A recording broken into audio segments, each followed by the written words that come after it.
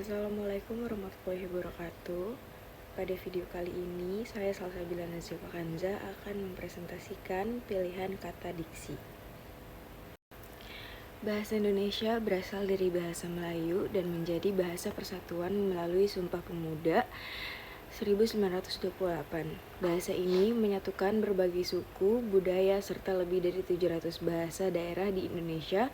Namun globalisasi membuat banyak generasi muda lebih mengutamakan bahasa asing, khususnya bahasa Inggris, sehingga menimbulkan kekhawatiran tentang kelangsungan bahasa Indonesia.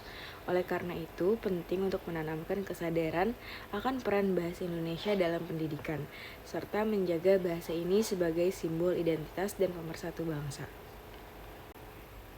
Pengertian diksi. Diksi berasal dari Latin dictio yang berarti kata atau ucapan, merajuk pada pemilihan kata oleh penulis atau pembicara dalam komunikasi. Menurut Krida Laksana, diksi mencakup pilihan kata yang mempertimbangkan makna, gaya, dan nuansa. Dalam interaksi manusia, pemilihan kata sangat penting untuk menyampaikan makna dan emosi dengan jelas. Kesalahan dalam diksi dapat menyebabkan kesalahpahaman. Diksi juga berperan krusial dalam sastra, di mana pilihan kata menambah keindahan dan kedalaman makna karya. Di era digital, penggunaan diksi yang tepat sangat penting untuk menarik perhatian dan menyampaikan informasi dengan efektif.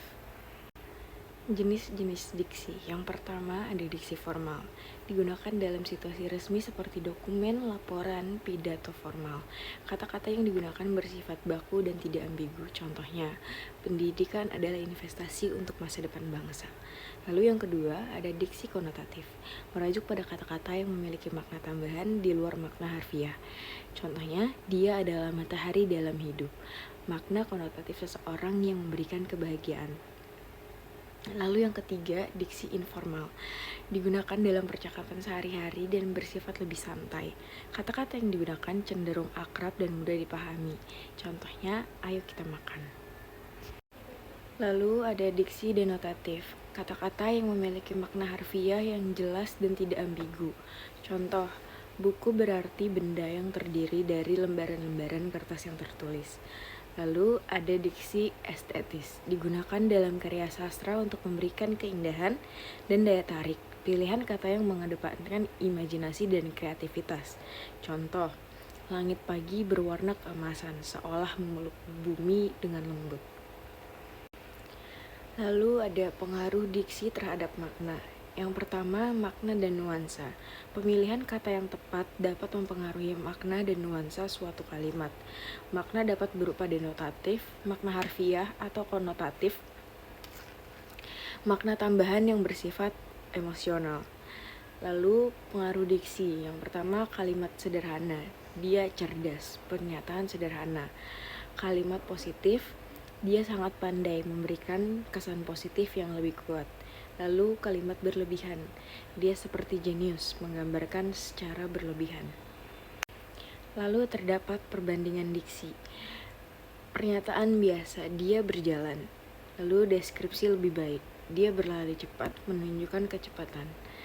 Gaya elegan, dia melangkah dengan anggun, menunjukkan sikap dan gaya. Lalu diksi dalam karya sastra. Dalam sastra, pemilihan diksi dapat menciptakan suasana dan emosi yang mendalam. Contoh, dalam puisi Sapardi Djoko Damono, hujan adalah puisi yang ditulis oleh langit, yang menciptakan makna keindahan dan melankoli. Definisi diksi dalam sastra. Diksi dalam sastra mengacu pada pemilihan kata yang digunakan oleh penulis untuk menyampaikan makna, emosi, dan nuansa dalam karya sastra.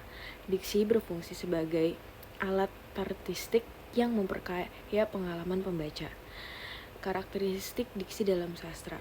Kreativitas, pemilihan kata yang unik dan imajinatif untuk menciptakan gambar mental. Lalu keindahan, diksi estetis meningkatkan daya tarik dan keindahan suatu karya sastra. Lalu emosi, diksi dapat mengekspresikan perasaan dan menciptakan suasana tertentu.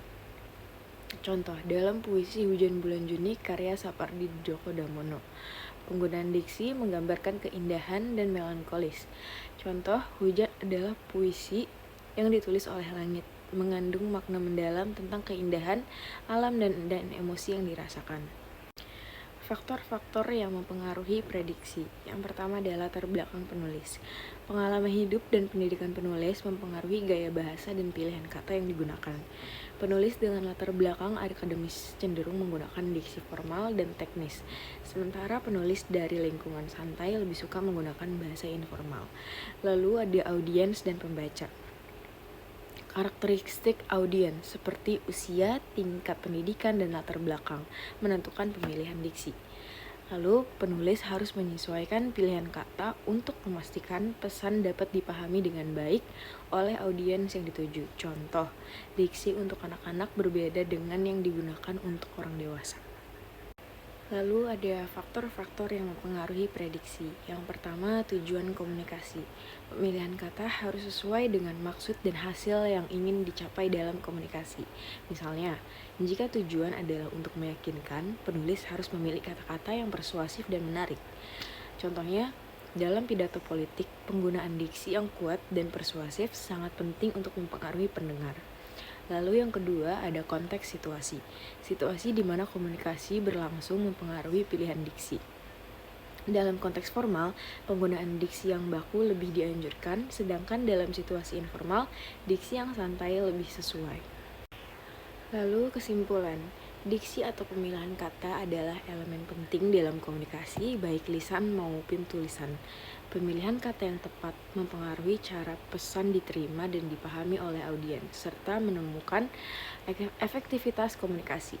Diksi yang cermat dapat menambah makna, menciptakan suasana, dan menyampaikan emosi yang sesuai. Dalam karya sastra, diksi menciptakan keindahan. Dalam media massa dan pidato, diksi digunakan untuk menyampaikan informasi secara jelas. Pemilihan kata dipengaruhi oleh latar belakang penulis, audiens, tujuan, dan konteks. Dengan memahami faktor-faktor ini, komunikasi bisa lebih efektif dan berkesan. Sekian penjelasan dari saya, kurang lebihnya mohon maaf. Wassalamualaikum warahmatullahi wabarakatuh.